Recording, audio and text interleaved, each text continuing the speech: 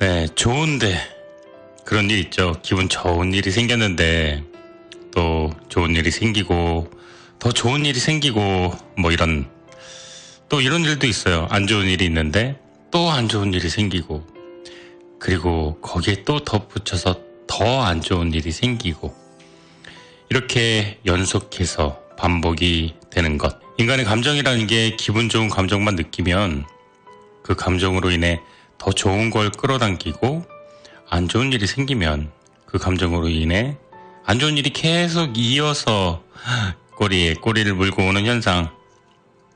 그래서 기분 좋은 상태를 유지하기 위해서는 인위적으로라도 우리는 계속 우리에게 기분 좋은 느낌을 주입하는 게 중요하겠죠. 내가 얼마나 행복한지 행운아인지 기분이 좋을 수밖에 없는지 나를 계속 설득시키는 거죠. 오프닝에서 말씀드린 바와 같이 거울을 보고 미소 짓는다거나 혼자서 소리내서 웃는다거나 지난주 내 인생의 명작 저자였던 사이토 히토리의 말씀처럼 혼자서 이렇게 외치는 거죠. 나는 행복해. 나는 행운아야. 나는 부자야.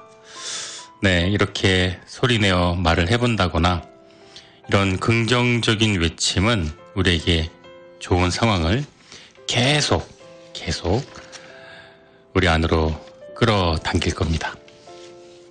저도 요즘 이 사이토 히토리 저자 좋은 대로 소리내서 말하는 연습을 해봤는데 물론 어색합니다. 네, 많이 어색합니다. 아직까지 내공이 부족해서 혼자 있을 때만 좀 해봤는데 그런데 어색해도 뭔지 모르게 이렇게 웃음이 나면서 몸 안에서 기운이 샘솟는 그런 감정 느꼈거든요. 나는 행복해. 나는 행운아야. 나는 부자야. 네, 여러분도 한번 해보시길 바래요. 적어도 이 말에서 나는 부자야, 행복해, 나는 행운아야 이 말 한다고 우울해지고 그러진 않지 않을까요? 네. 요즘 날씨가 너무 좋아요. 덥기까지 하다. 요즘 반팔 입은 사람 많이 보이는데요. 1년 중 아마도 가장 좋은 날씨가 아닌가 싶어요. 이런 좋은 날 여러분과 함께 토요일 밤 좋은 책 한 권 마주하고 있으니 정말로 행복합니다. 저 이런 행복한 마음이 꼭 전달되었으면 좋겠네요. 좋은 감정을 나누면 배가 되고 그 에너지는 돌고 돌아서 다시 우리에게 기분 좋게 되돌아오겠죠. 자, 노래 듣고 돌아와서 오늘 내 인생의 명작 주제 나누도록 하겠습니다. 저는 김하준입니다. 네, 오늘 내 인생의 명작 주제는 바로 부의 초월자입니다. 잠재의식의 아버지죠. 네, 맨 처음 잠재의식을 활용한 다양한 기법을 창안했던 20세기 중반 가장 많이 팔린 작가 중 한 명으로 알려져 있습니다. 성공학의 대가로 인정받는 오늘 명작의 작가는 바로 조셉 머피 박사입니다. 조셉 머피 박사는 신학을 비롯해서 아시아의 종교, 동양 철학, 법학, 의학 이런 여러 가지 다양한 전문 지식을 바탕으로 잠재의식 분석의 성공에 이르는 이런 여러 가지 방법을 전파하고 깨달은 후에 전파하고 이 아이디어를 수백만 명의 사람들과 나눠왔습니다. 이를 통해서 잠재의식을 활용하는 가장 올바른 방법을 깨달을 수가 있었고 저술과 강연을 통해 여러 세계의 나라 사람들과 나눴습니다. 이 조셉 머피의 부의 초월자 이 책은요. 부와 잠재의식에 관한 저자의 모든 통찰이 망라된 최신 개정판입니다. 이게 얼마 전까지 절판되었었던 책이라고 해요. 지금 이 출판사에서 조셉 머피 시리즈로 내었던 첫 번째 책입니다.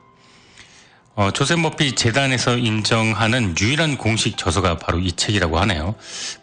그동안 조셉 머피 박사 이름으로 수많은 아류의 책들이 출간되고 폐간되고 했었는데 이 책은 재단에서 인정하는 유일한 공식 저서라고 합니다.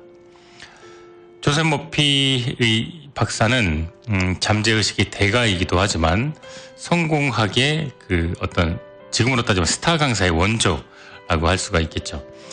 잠재의식으로 부자가 된다? 이 얼마나 달콤한 말입니까? 요즘 얼마나 많이 또 이 이야기를 많이 합니까?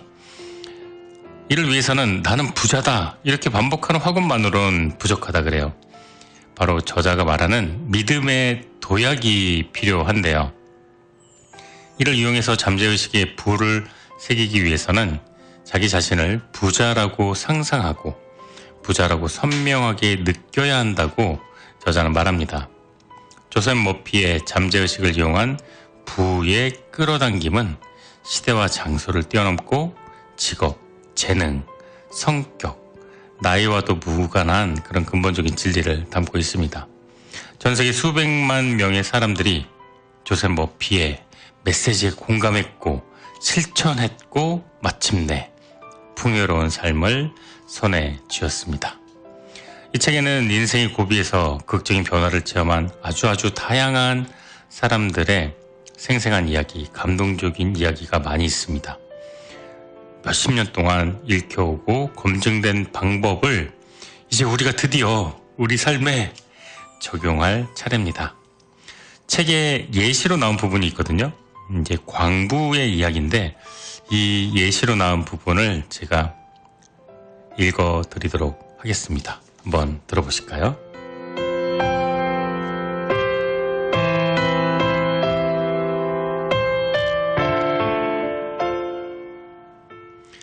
광부의 아들이 하루는 아버지에게 의사가 되고 싶다고 말했다.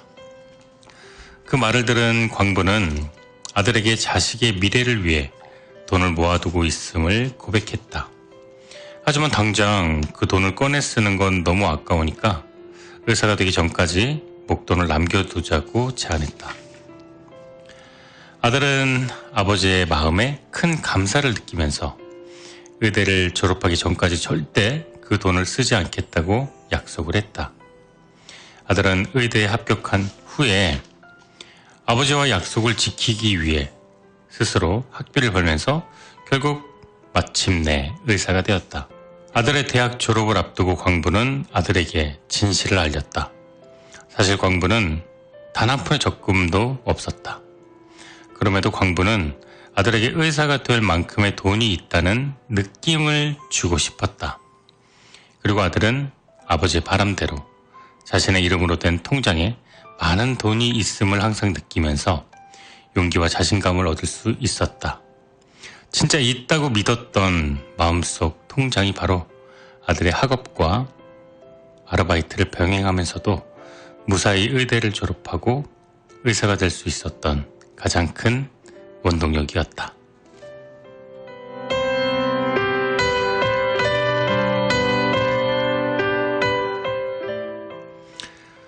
자, 잠재의식은 이렇게 우리 마음속에 있는 거액의 통장이죠. 그렇게 볼 수 있겠습니다. 이 통장의 돈은 아무리 꺼냈어도 잔액이 빵원이 되지 않습니다. 이걸 마음에 지니고 있으면 항상 꺼내 쓰는 것과 아닌 것의 차이, 그 차이는 정말로 엄청나게 인생을 뒤바꿀 만한 큰 차이가 될 수 있을 겁니다. 이걸 쓸 것인가? 그대로 썩혀둘 것인가? 이건 우리 마음먹기에 달렸겠죠? 이 책을 통해서 잠재의식이라는 거액의 통장에서 돈을 꺼내 쓰는 다양한 방법을 한번 오늘 알아보도록 하겠습니다. 우리도 잠재의식으로 조셉 머피 박사의 지시대로 따르면은 정말로 마음과 또 영혼과 물질적인 부자가 될 수 있을 거라고 기대해 봅니다. 노래 듣고 돌아오겠습니다. 바다를 보세요. 바닷물이 많지요?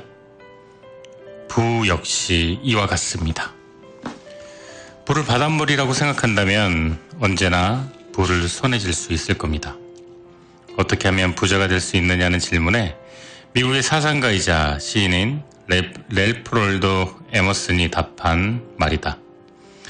부는 끊임없이 흘러 들어오고 흘러나가는 조수와 같다. 온 세상과 세상의 보물들, 바다, 공기, 땅, 비. 이 생명체는 내가 태어날 때 이미 세상에 존재하고 있었다. 부도 마찬가지다. 생각해보면 우리 주변에 헤아릴 수 없을 만큼 많은 부가 숨겨져 있다. 자신을 발견하길 기다리고 있을 뿐이다. 마음가짐을 바꿔 부를 들이마시는 공기라고 생각하자. 삶에서 원하는 걸 얻기 위해서는 먼저 잠재의식이 어떻게 기능하는지 배워야 한다. 한 영업 관리자는 동료가 조직을 확장하는 아이디어를 팔아 100만 달러 상당의 수익을 올렸다고 말했다. 나도 그만큼 값비싼 아이디어를 떠올릴 수 있다. 부는 마음속에 떠오르는 사상의 이미지이자 마음속에 있는 아이디어고 정신적 태도다. 누구나 가치 있는 아이디어를 품을 수 있다. 우리는 내면의 광채를 발산하기 위해 호사스럽고 아름다우며 풍요롭게 살기 위해 이 세상에 태어났다. 하지만 그렇게 살기 위해서는 돈과 부, 음식, 옷, 여행 이런 바람직한 것에 대한 올바른 자세를 길러야 된다. 부와 진정한 친구가 되면 부는 항상 넘쳐날 것이다. 잠재의식은 램프의 요정 지니에 빗댈 수 있다. 잠재의식은 내가 소망하고 진실이라고 믿는 것을 실현하는 방법을 찾는다. 건강하고 번영하는 삶을 살며 보람찬 인간관계를 맺고 싶다는 소망이 있거나 그러한 축복을 받으리라고 믿으면 정말 그렇게 된다. 반대로 질병이나 빈곤, 외로움을 두려워한다면 병에 걸려 가난하고 쓸쓸하게 사는 운명을 맞이할 것이다. 많은 사람들이 실제 재물이 많아야만 부유함을 느낄 수 있다고 착각한다. 근데 사실은 정반대다. 부유하다고 느낄 때만 부를 끌어당긴다. 돈이 들어오기를 기다리거나 바라는 건 함정이다. 먼저 믿음의 도약을 해야 한다. 상상한 만큼 부자가 되리라 기대하고 감사하면서 살아야 원하는 걸 끌어올 수가 있다. 시대에 따라 돈은 여러 가지 형태를 취했지만 본질은 하나다. 돈의 진정한 의미와 역할은 교환의 수단이다. 돈은 궁핍으로부터 자유와 아름다운 풍요, 안정감을 의미한다. 우리 모두는 풍요로운 삶을 누릴 자격이 있다. 더 풍성하고 더 행복하고 경이로운 삶을 살고 싶어하는 건 지극히 정상적이고 자연스럽다. 세상이 풍요를 느낄 운명, 고난을 겪고 박탈감에 시달리는 운명이 따로 있을까? 아니다. 운명은 본인이 결정하는 거다. 진짜라 믿고 받아들이는 것만 내 것이 된다. 내면의 영적인 힘과 존재는 이미지, 느낌, 믿음이 되어 잠재의식에 새긴 의식적인 생각에 따라 일상생활 속 조건과 상황을 조성한다. 삶의 풍요와 번영을 진정으로 누리는 사람은 마음과 생각, 믿음의 창조력을 알고 있는 사람이다. 영적, 정신적, 물질적으로 풍요롭고 번영하며 넘치는 아이디어를 마음속 깊은 곳, 즉 잠재의식이 새기면 객관적인 풍요로움을 경험할 수 있다. 이것이 바로 생명의 원리다. 생명의 원리는 모든 사람에게 적용되고 효력을 발휘하는 진리다. 마음속 깊이 자리 잡은 진심이 담긴 믿음은 경험과 사건, 조건으로 발현된다. 내가 가진 생각의 본질에 따라 경험으로 객관화되는 것이다. 반면 무한한 부를 누릴 자격이 없다는 신념이 나를 지배한다면 운이 따르지 않고 가난하게 살면서 부자가 될 운명은 아니라고 체념해버린다. 이렇듯 신념은 나의 상황과 행동에 반영된다. 이렇게 두 가지 상반된 신념이나 믿음은 현재 우리가 물질적인 풍요로움을 누릴지 아니면 가난하게 살지를 결정하는 중요한 요인이다. 풍요로운 생각은 풍요를 낳고 결핍되었다는 생각은 결핍을 낳는다. 그러니 부자는 더욱 부를 갖고 가난한 사람은 더 가난해진다. 지금 손에 쥔 게 없는데 풍요로움과 부를 생각하는 건 쉽지 않은 일이다.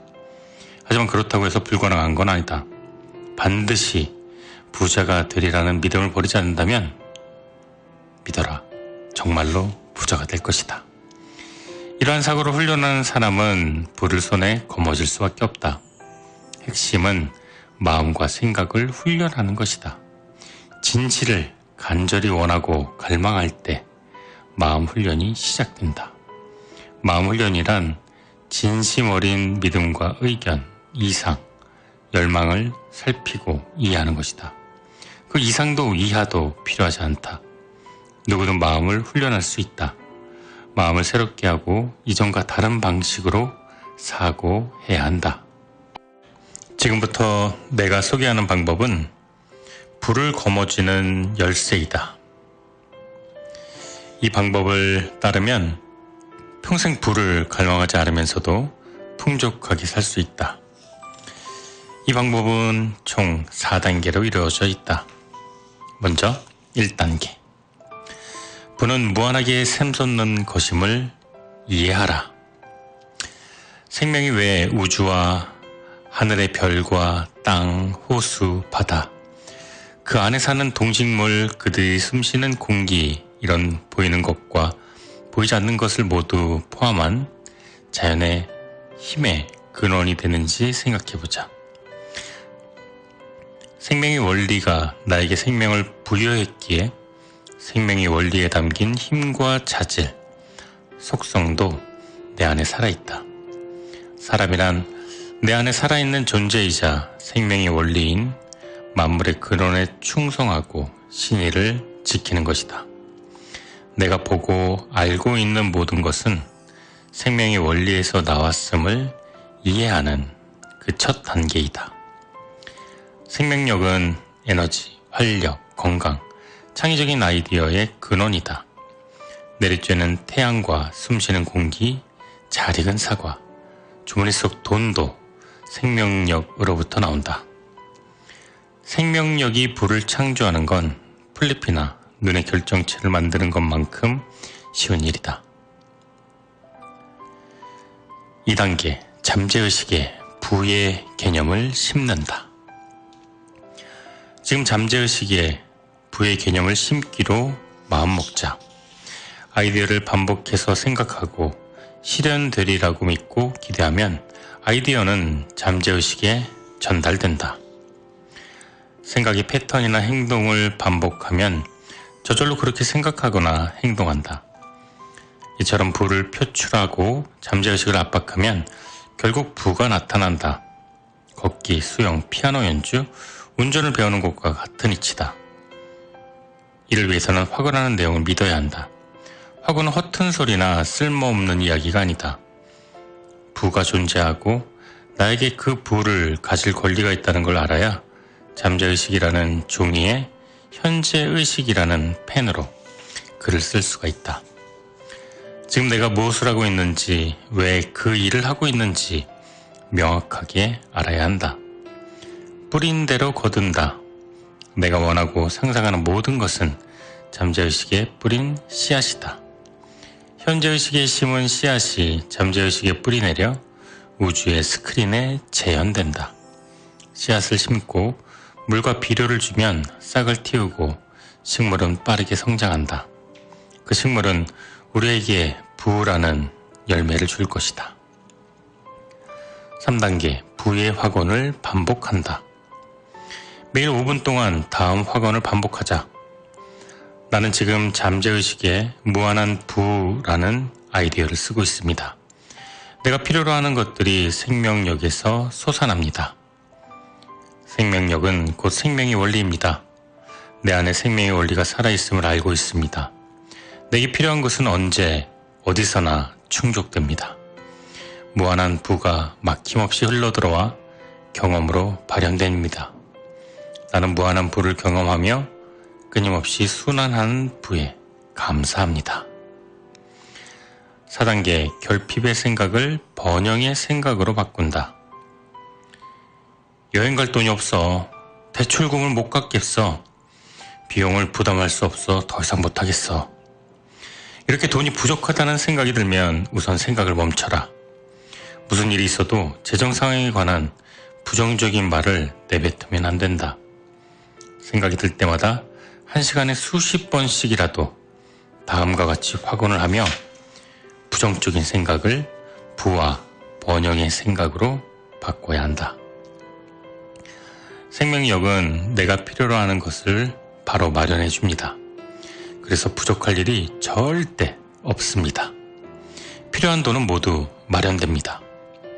잠시 후 돈이 부족하다는 생각은 힘을 잃고 잠재의식은 부를 끌어당길 수 있는 상태로 변할 것이다. 차를 새로 장만하고 싶다면 절대 차를 어떻게 사? 우리 그럴 돈 없어. 이렇게 말하지 말라. 잠재의식은 말한 내용을 그대로 실현해 좋은 일이 일어나는 걸 막는다. 대신 이렇게 말해보자. 차는 사라고 있는 것입니다. 그 차를 사는 건 영적인 아이디어입니다. 나는 차를 사는 아이디어를 받아들입니다. 부와 번영에 관한 생각을 확언하는 것은 부를 거머쥐는 가장 중요한 열쇠다. 상사의 권유로 상담을 받으러 온 영업사원의 이야기다. 그는 총명해서 자신이 판매하는 제품을 속속들이 알고 있었다. 하지만 매출이 잘 나오는 지역을 맡고 있었음에도 연간 3만 달러 수수료밖에 벌지 못했다. 상사는 그가 지금보다 두세 배는 더 높은 실적을 올릴 만한 능력이 있다고 확신했다. 반면 영업사원은 자신은 평가절하하고 있었다. 제가 할 수 있는 일이 1년에 3만 달러어치인가 보죠 뭐. 그는 자신의 가치를 3만 달러로 한정 짓는 무의식 패턴에 갇혀 있었다. 그는 찢어질 정도로 가난한 가정에서 태어났고 부모님에게 그 역시 가난하게 살 운명이라는 말을 자주 들었다. 양아버지는 툭하면 넌 아무것도 못할 거야. 바보 멍청이니까. 이런 폭언을 퍼부었다. 그의 잠재의식은 이런 말들을 그대로 받아들였다. 돈이 부족하고 돈을 버는데 한계가 있다는 무의식적인 믿음이 항상 작동하고 있었다. 나는 영업사원에게 잠재의식을 변화시키고 나아가 삶을 변화시킬 수 있는 앞서 소개한 4단계 공식을 알려주었다. 대신 어떤 경우에도 확언한 내용을 부정하면 안 된다고 주의를 주었다. 잠재의식은 자신이 진정으로 믿는 것을 있는 그대로 받아들이기 때문이다. 우리는 평소에도 생각과 말을 가려서 해야 한다. 돈이 부족하거나 이만큼밖에 없다는 말은 입 밖에도 꺼내면 안 된다. 어떤 일이 있어도 가난하거나 궁핍하다고 말하면 안 된다. 어려운 시기를 겪고 있다거나 경제적 문제가 있다는 등 직면한 문제를 이웃이나 친척에게 이야기하는 건 매우 어리석은 일이다. 축복을 헤아리고 번영하는 것만 생각하라. 부는 여기저기 흩어져 있다. 부여하다는 느낌이 부를 낳는다. 돈이 충분히 돌지 않고 있고 수중에 돈이 부족해서 돈을 빨리 버는 지름길을 찾아야 한다고 말하면 정말로 돈이 생긴다. 생각은 사실이 된다. 돈이 부족하다는 생각은 나 자신을 빈곤하게 만들 뿐이다. 마음 놓고 돈을 쓰고 기쁜 마음으로 돈을 풀어라. 무한한 부는 눈사태처럼 쏟아질 것이다. 이는 습관적인 사고와 잠재의식의 이미지를 반영한 결과물이다. 이런 마음가짐을 습관화하면 눈에 보이지 않는 부의 법칙이 눈에 보이는 부를 만들어낸다. 나의 조언을 따라 그는 매일 아침 출근 전에 자신의 한계를 넓히는 성공 확언을 되뇌었다. 이 젊은이를 다시 만났을 때 그는 완전히 다른 사람이 되어 있었다. 단순한 진리를 터득했기 때문이다. 전 자신의 가치를 높이는 법을 배웠어요. 지금의 삶에 감사해요. 멋진 일들이 생겼거든요. 올해 15만 달러의 수입을 올렸어요. 연봉이 작년보다 무려 5배나 뛰었다니까요. 지난주에는 상사에게 승진 대상자에 뽑혔다는 이야기도 들었어요. 부는 일종의 아이디어다. 내 주변에 있는 사물들은 아이디어가 바깥 세계에 드러난 결과물이다. 잠재의식에 새겨진 아이디어 역시 무엇이든 외부로 표출되도록 설계되어 있다. 잠재의식의 힘은 내 안에 있으며 누구나 그 힘을 사용할 수 있다. 네, 내 인생의 명작. 오늘 주제는 조셉 머피의 부의 초월자입니다. 네, 이 책은 양장본으로 되어 있어요. 제가 사실은 양장본을 아주 환영하지는 않는 스타일인데, 왜냐면 비싸잖아요. 비싸고 너무 두껍고 또 가지고 다니기가 쉽지도 않고. 그런데 이 책은 양장본의 순 기능을 다 갖추고 있는 책이에요. 우선 조금 두껍긴 하지만 아주 튼튼한 이제 표지 때문에 내용물이 전혀 다칠 염려가 없습니다. 그리고 무엇보다도 각 챕터별로 요약을 해놨어요. 전 이런 거 너무 좋아하잖아요. 네. 더 감사한 거, 챕터별로 요약한 것도 부족해서 소주제별로 또 정리를 해놨습니다. 네, 이렇게 고마울 때가요. 제가 이런 책을 보면은 제가 해야 될 일을 누군가가 대신 해준 것 같은 감사함에 절로 고개를 숙여집니다. 네, 이 책 첫 번째 소주제였어요. 이제 소주제는 제목이 잠재의식의 부의 아이디어를 심어라 라는 소주제를 제가 했었는데, 이 소주제에 정리 노트가 있습니다. 이 편저자가 정리를 한 것 같은데요. 조셉 머피의 미라클 노트 낭독해 드리겠습니다.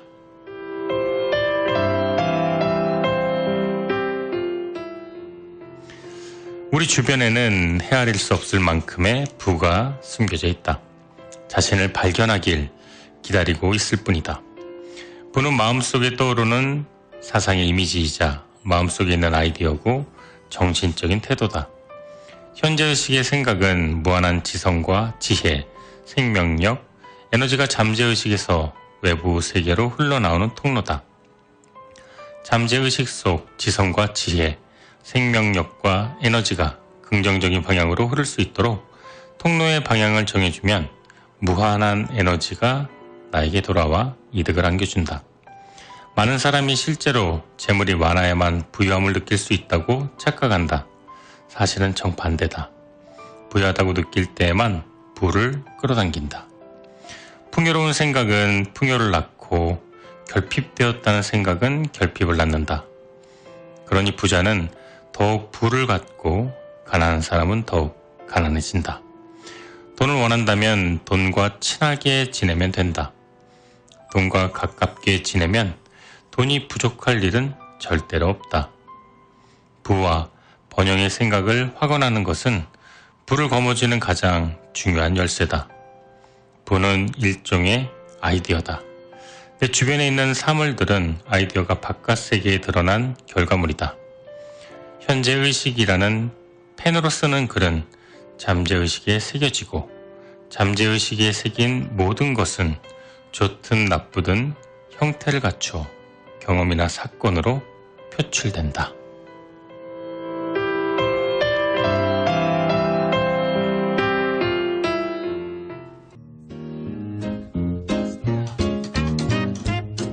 여러분은 지금 좋은 책이 좋은 사람을 만든다. 김아준의 내 인생의 명작을 듣고 계십니다. 네, 내 인생의 명작 2부 문이 활짝 열렸습니다. 이성훈, 김지연 씨의 라디오 스타, 새로 저희 AM1660에서 개편된 프로그램인데요. 많은 청취 바라겠습니다. 잠재의식의 힘이 부를 창조하는 원리를 이해하려면 일단 잠재의식이 기능하는 방식을 주의 깊게 살펴봐야 한다. 초면에 걸렸다고 상상해보자. 초면에 걸린 상태에서 현재의식은 잠시 기능하는 걸 멈춘다. 한편 잠재의식은 암시를 받아들인다. 최면술사가 당신은 대통령입니다 라고 최면을 걸면 잠재의식은 이를 진짜라고 받아들인다. 잠재의식은 현재의식처럼 판단 능력이 없다. 두 가지 주장 중 하나를 선택하거나 그 둘의 차이점을 구분하는 등의 판단을 내리지 못한다. 말하는 사람에게 중요하다거나 위험이 있다는 인상을 받으면 그 말을 그대로 받아들인다. 최면이 걸린 상태에서 누가 나에게 물 한 잔을 주면서 술에 취했다고 말한다면 주정뱅이인 척 최선을 다해 연기할 것이다. 풀 알레르기가 있다고 최면을 걸고 코 밑에 증류수를 갖다 대면서 풀이라고 말하면 온갖 알레르기 증상이 발현한다. 물이 풀인 것처럼 몸과 마음이 반응하는 것이다. 만약 나에게 궁핍하다고 말하면 지나간 사람에게 돈을 구걸하는 거지처럼 행동할 것이다. 잠재의식은 두 가지 아이디어 중 더 지배적인 아이디어를 받아들인다는 것을 명심하라. 잠재의식은 전제가 진실인지 거짓인지와 관계없이 신념을 곧이곧대로 받아들인다. 많은 사람들이 어릴 때 프로그래밍된 부정적인 사고 패턴 때문에 고통을 받는다.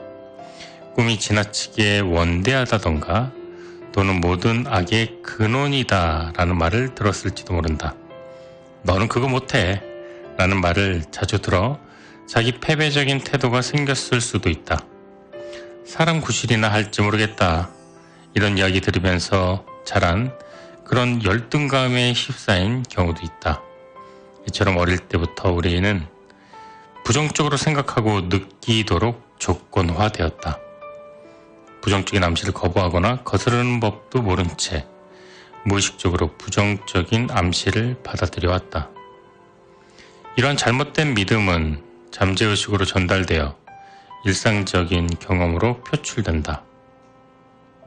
평소에 다음과 같은 말들을 하지 않는지 되돌아보자. 그러면 망할 거야.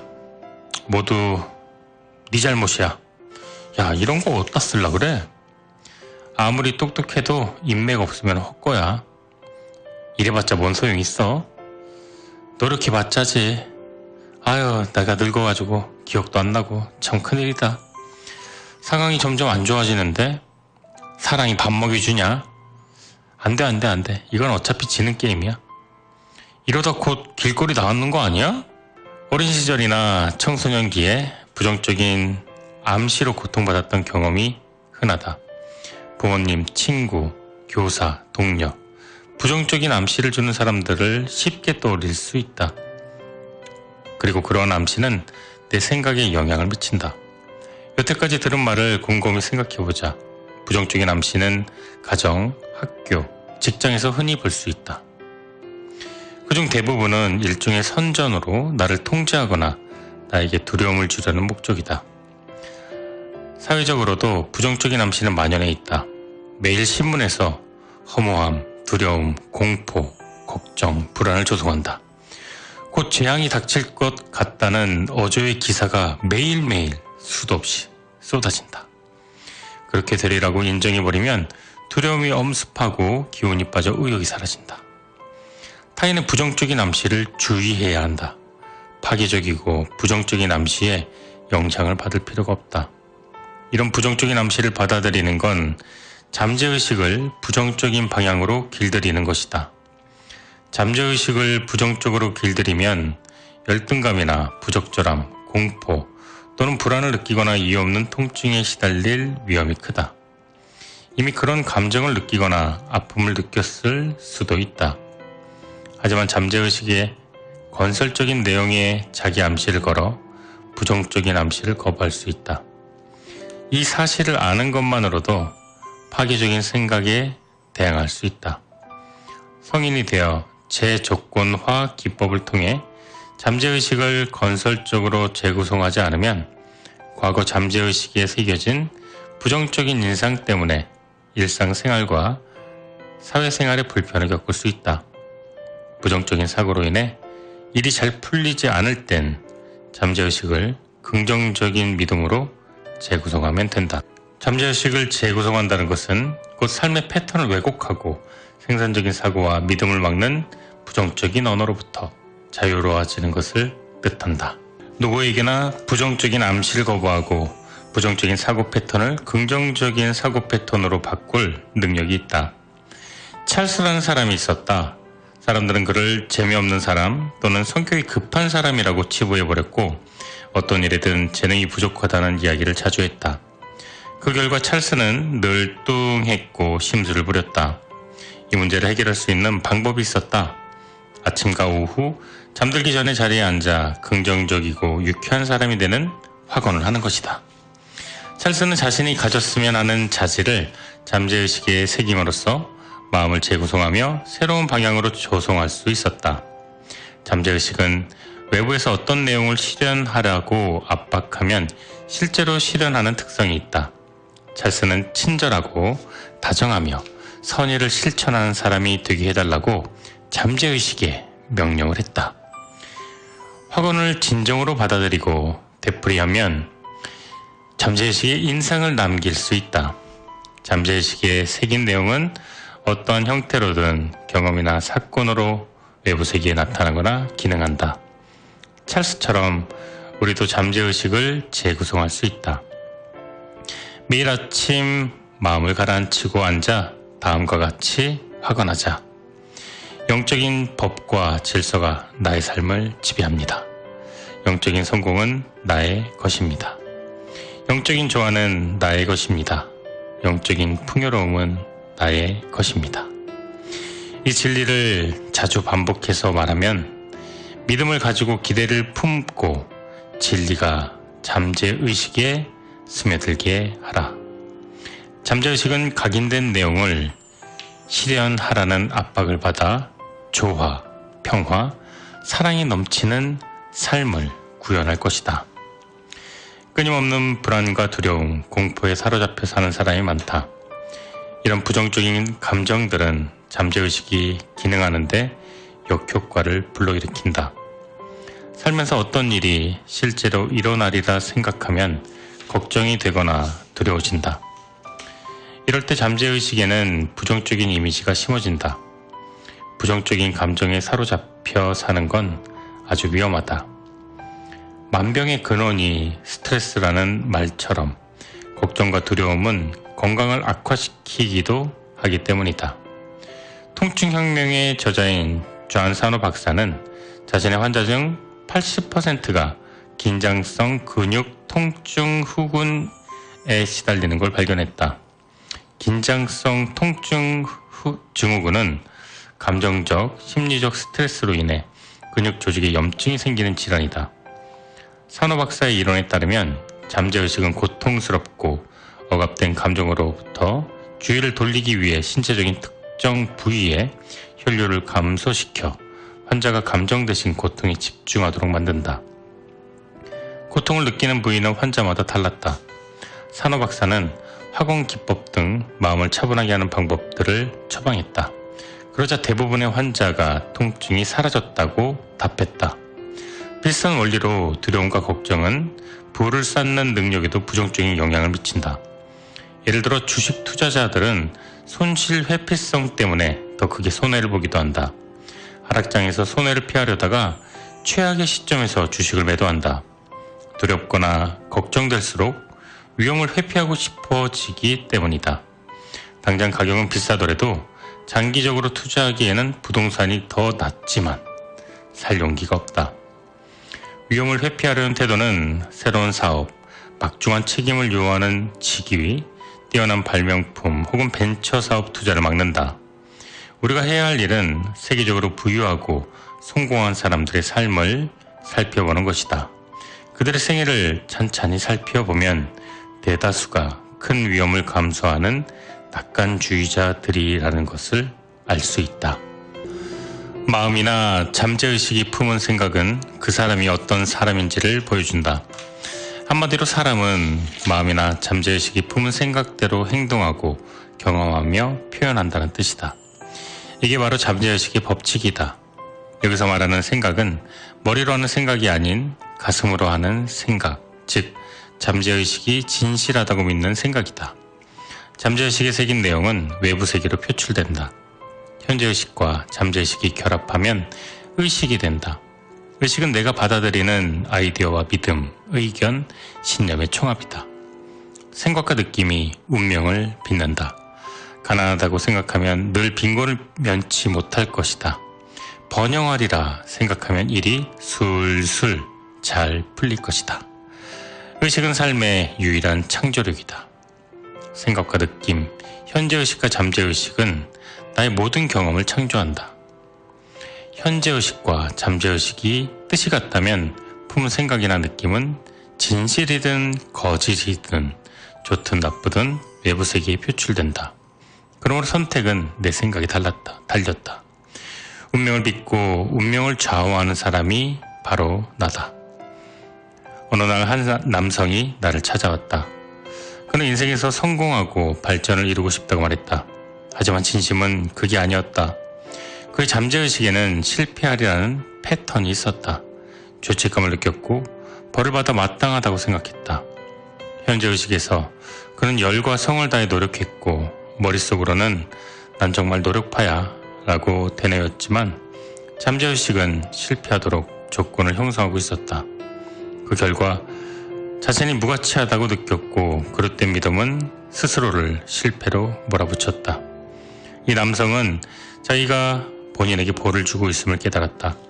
그래서 매일 밤낮으로 실패자에서 승리자로 마음을 재구성하는 확언을 했다. 진리를 되뇌이면서 이 내용을 곰곰이 생각했다. 차를 운전할 때도 고객을 만나기 전에도 이 진리를 떠올랐다. 진리를 규칙적이고 체계적으로 확언했다. 그리고 자신이 확언한 내용을 부정하지 않았다.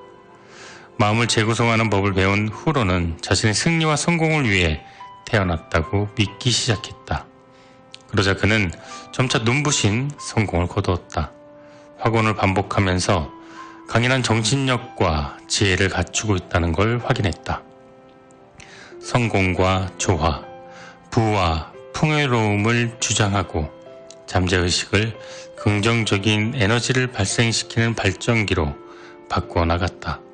이처럼 규칙적이고 체계적인 확언은 인생에서 기적을 일으킨다. 잠재의식은 무언가를 강제하는 특성이 있다. 잠재의식은 만물을 움직이는 동력이므로 전능하며 영적인 힘이 있다. 내면에는 무한한 힘이 숨쉬고 있고 무한한 힘은 실패를 모른다. 그 힘에 반하거나 도전하거나 방해하거나 저지할 수 있는 건 아무것도 없다. 이 무한한 힘을 이끌어내는 도구가 바로 확언이다. 위대하고 영원한 진리가 내 안에 있다. 태어나기 전부터 그 진리들은 마음에 새겨져 있지만 살아가면서 외부의 조건에 영향받는다. 그래서 많은 사람들이 특정 대상을 두려워하고 그릇된 믿음에 본인의 가능성을 억누른다. 아이들은 작고 하얀 판이다. 할아버지, 할머니, 엄마, 아빠, 형제, 자매들이 모여 글자를 새긴다. 신사고 운동의 선구자인 파커 허브스키 퀸비 박사의 말이다. 우리는 너무 많은 것을 보고 듣고 믿음과 의견, 두려움과 의심의 홍수에서 살아간다. 인간은 낙상에 대한 공포를 제외하고는 두려움과 편견, 편향이 없이 태어났다. 생명력에 관한 그릇된 관념도 없었다. 하지만 어쩌다가 그릇된 관념이 생긴 걸까?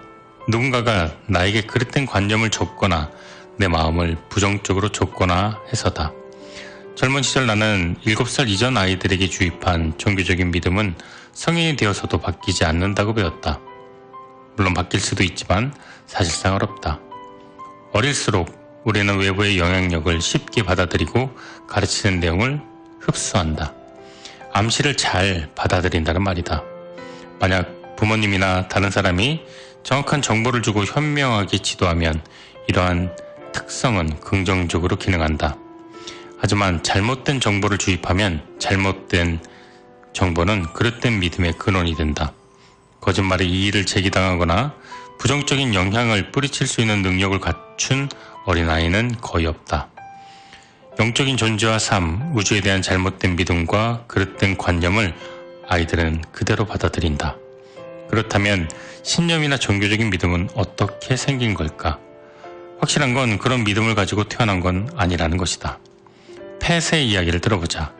펫은 스스로 성공하기 어렵다고 믿었다. 어떤 점쟁이가 가시밭길 인생을 걸으리라고 어릴 때 점쳤기 때문이다. 물론 사실은 전혀 아니다. 영적 존재는 만물의 영이자 에너지 물질로 그 사람의 생각만이 영적 존재를 긍정하거나 부정할 수 있다. 그러니 펫은 점쟁이의 거짓말을 진실이라고 받아들이거나 거부할 힘이 있었다. 하지만 거짓말을 받아들이면 현실도 거짓말대로 된다. 자기 충족적 예언인 것이다.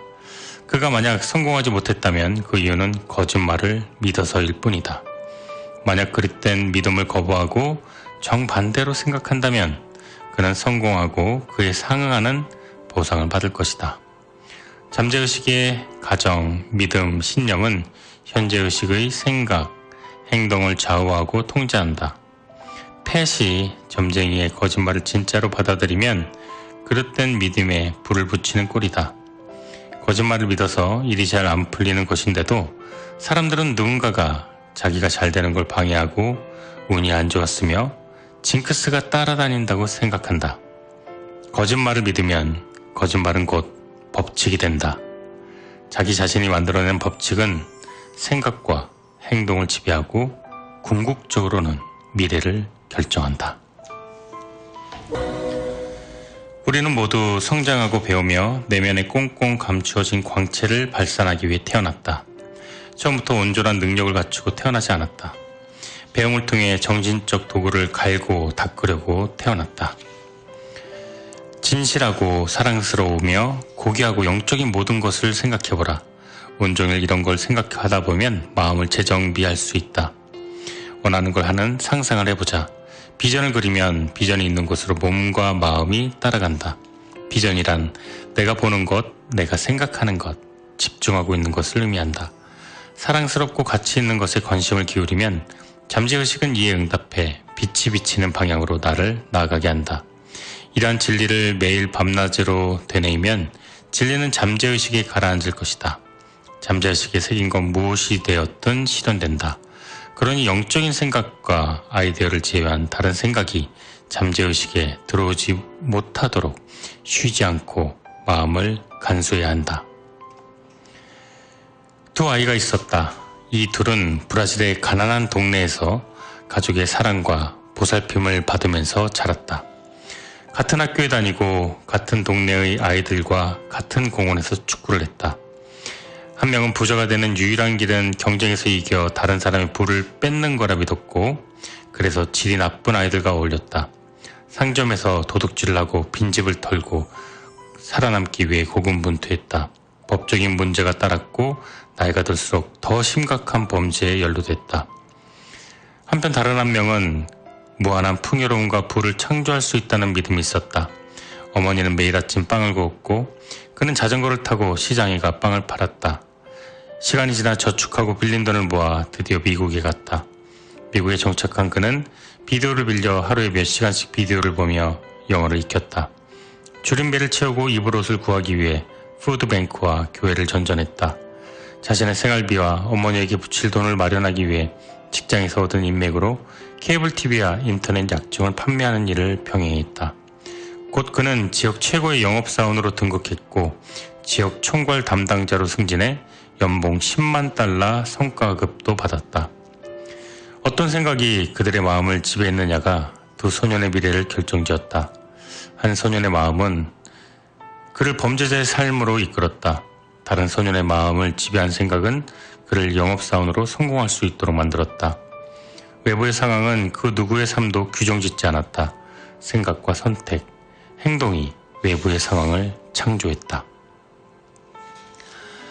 네, 두 번째 소주제는 참 여러 가지 일화가 있지만 이 난민에서 자랐던 이 아이들의 그 이야기가 참 공감이 많이 되네요. 이 브라질 가난한 동네에서 자란 두 아이의 같은 환경에서 자란 두 아이의 다른 결말, 네, 인상적인데요. 자, 두 번째 소주제는 잠재의식을 재구성하라 두 번째 챕터였습니다. 조셉 머피의 미라클 노트 요약해서 읽어드릴게요. 잠재의식은 전제가 진실인지 거짓인지 관계없이 신념을 곧이곧대로 받아들인다. 잠재의식의 힘을 이용해 부를 창출하기 위해서는 매일 내가 하는 말이나 듣는 말이 부와 행복으로 가는 길을 막고 있진 않은지 이해해야 한다. 어린 시절에는 외부의 영향을 크게 받기 때문에 마음이 부정적으로 조건화되기 쉽다. 그러므로 그릇된 암시를 긍정적인 생각으로 바꿔야 한다. 잠재의식을 재구성한다는 것은 곧 삶의 패턴을 왜곡하고 생산적인 사고와 믿음을 막는 부정적인 언어로부터 자유로워지는 것을 뜻한다. 현재의식과 잠재의식이 결합하면 의식이 된다. 의식은 내가 받아들이는 아이디어와 믿음, 의견, 신념이다. 비전이란 내가 보고 생각하고 집중하는 것이다. 사랑스럽고 가치 있는 것에 관심을 기울이면 잠재의식은 이에 응답해 빛이 비치는 방향으로 나아가게 한다. 반복해서 말한다고 잠재의식에 새겨지는 게 아니다. 효과를 보려면 이 진리가 머리에서 마음으로 전달되어야 한다. 그 내용을 진실로 받아들이고 소화해서 영혼에 흡수시켜야 한다. 잠재의식은 습관적인 사고와 이미지에 따라 반응한다. 잠재의식이 새긴 내용은 어떠한 형태로든 경험이나 사건으로 외부 세계에 나타난다. 네, 미라클 노트 챕터 두 번째 이야기의 미라클 노트였습니다. 자, 두 번째 챕터는 잠재의식을 재구성하라 였고요. 2부는 잠재의식을 재구성하라 주제로 이야기를 나눴고요. 1부는 내 인생의 명작 1부는 잠재의식의 부의 아이디어를 심어라를 주제로 이야기를 나눠보았습니다. 조셉 머피의 부의 초월자, 오늘 내 인생의 명작 주제였습니다. 네, 저는 다음 주 토요일 저녁 밤 10시에 다시 찾아뵙도록 하겠습니다. 오늘 이 조셉 머피의 책을 토대로 삼아서 우리의 잠재의식을 어떤 그 부의 확신과 확언으로 가득 채워서 조금 더 생산적이고 능동적인 삶을 살아갈 수 있었으면 좋겠습니다. 자, 저는 여기서 물러나야 될 것 같습니다. 저는 다음 주 이 시간에 다시 되돌아올 거고요. 지금까지 내 인생의 명작, 저는 김하준이었습니다. 감사합니다.